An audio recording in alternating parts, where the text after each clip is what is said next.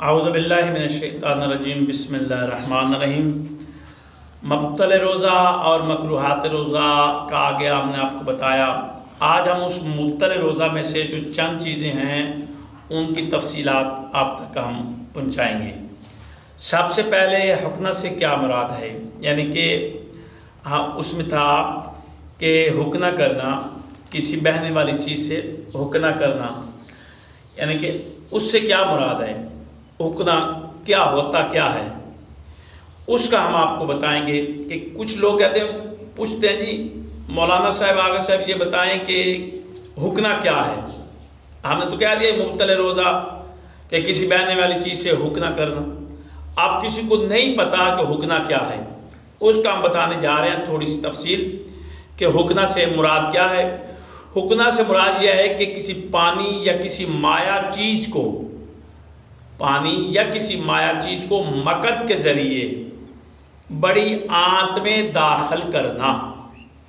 यानी कि जिस तरह दवाई वगैरह होती है या कोई बवासीर का मसला वगैरह होता है, तो इससे अगर बैरूनी इस्तेमाल है तो वो तो ठीक है, लेकिन अंदरूनी इस्तेमाल बड़ी आंत तक अगर आप उसको ले जाएंगे तो उससे आपका जो है रोज़ा मुब्तल में आ जाएगा, रोज़ा आपका बातिल हो जाएगा। यानी कि हुक्ना इसे कहते हैं। हुक्ना से मुराद यह है कि पानी या किसी माया चीज़ को मकअद के ज़रिए बड़ी आंत में दाखिल करना, उसको कहते हैं हुक्ना। इससे रोज़ा जो होता है वो बातिल हो जाएगा।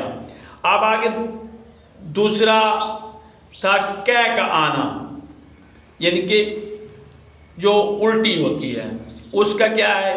अगर आपने रोज़े की हालत में जानबूझकर क्या की है तो आपका रोज़ा जो है वो बातिल हो जाएगा। अगर बीमारी की हालत में, तिबी हालत की वजह से आपको क्या आ गई है तो आपका रोज़ा बातिल नहीं, आपका रोज़ा ठीक होगा और उस कै को रोकना वाजिब भी नहीं है। तिबी लिहाज से अगर तबीयत आपकी ख़राब है तो इस अगर क्या आ जाए तो रोज़ा आपका बातिल नहीं है। अगर जानबूझकर क्या करेंगे तो रोज़ा बातिल है। ये दो मसाइल हैं, बाकी दो मसाइल की हम आप तक जल्द वीडियो पहुंचाएंगे। इसको आप अमल करें, अल्लाह कामयाबी देगा। अल्लाह हाफिज़।